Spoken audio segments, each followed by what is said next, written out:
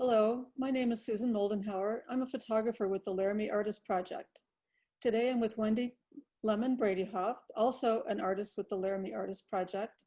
I have the pleasure of interviewing Wendy about her work as we prepare for an online exhibition and sale called Touchstone Laramie. This program will open with a live Zoom event on Friday, November 6th from 6 to 8 p.m. and the exhibition will continue online through December 5th. Hi, Wendy. Hi, Susan. I know that you've introduced Strapo prints during Touchstone Laramie a few years ago. Can you tell us a little bit about what a Strapo print is and what kind of ideas you are exploring through this work? Sure, I'm happy to. Strapo prints are actually a monoprinting process where you paint with acrylic paint onto a glass plate, and you do it in layers, letting the layers dry, finishing it off with several layers of gesso. Then you can take the painting itself and adhere it to paper or fabric with more gesso, then put it through a press process. I happen to use big, thick Cabela's catalogs that my husband has, and they work great. And after a little while, you can carefully peel the painting off of the glass, and you're left with this beautiful print. I learned this process from the fabulous Harold Guard, who's actually the person responsible for formalizing the process and naming it. And it's an accepted printing process across the country.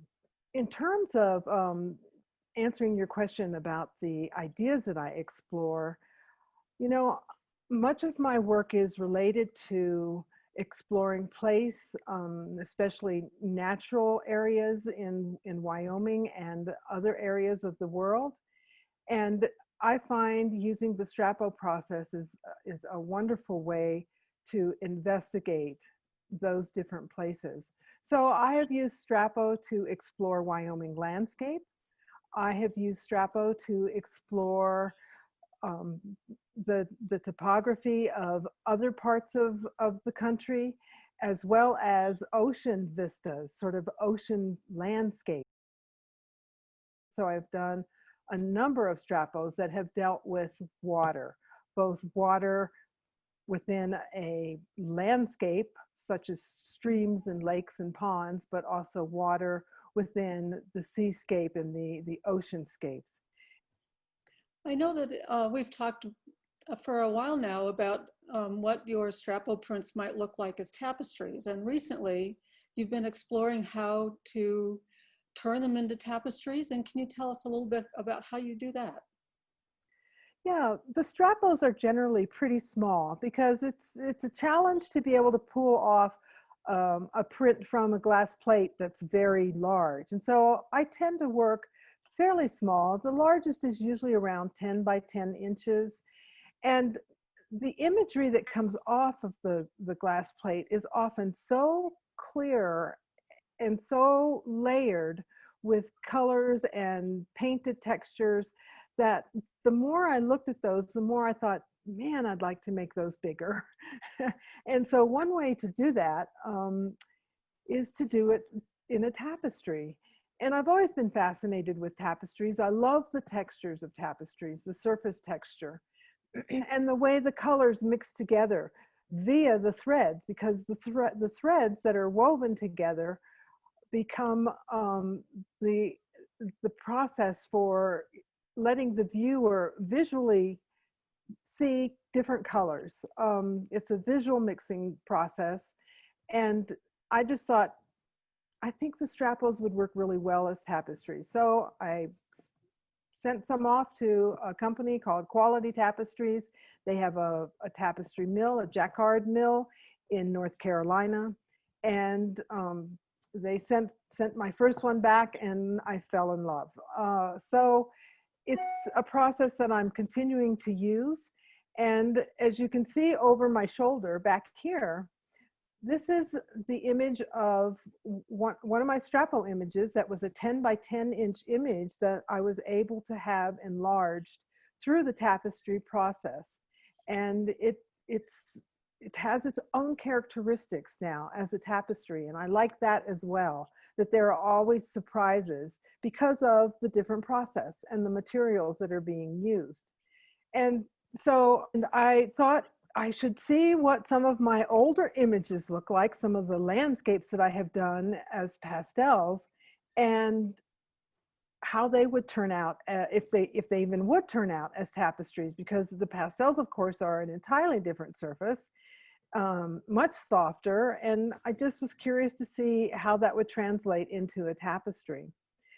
What I discovered is that they're really just like the others. They're really fascinating. And as I got to considering the landscapes that I recreated in the tapestries, these were landscapes that I did 10, 12 years ago.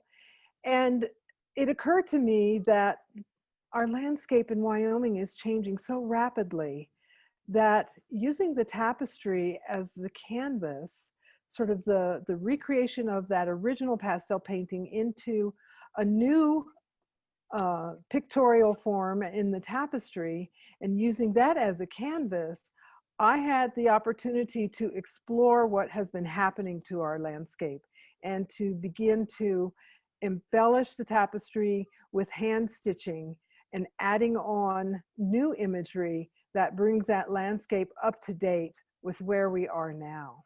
I find that I have a lot of mixed emotions about all of the changes that are taking place. And by working the tapestries, working the hand stitching, which is a laborious, slow art making process, but it allows for a lot of time to contemplate what's been happening and try to sort out some of my ideas and to think about how I'm assimilating this information and these new forms in this landscape that I love, and to consider my own social and political responses to the changes. So can you tell us a little bit about what you're presenting through Touchstone Laramie this year?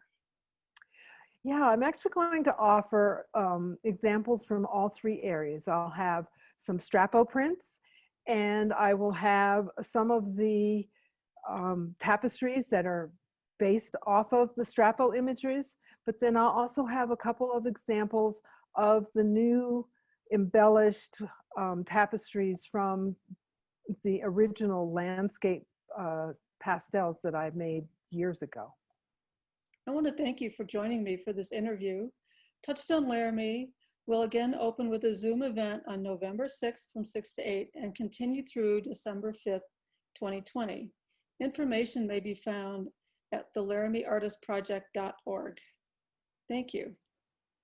Thank you, Susan. It was great to have this opportunity to talk about my work.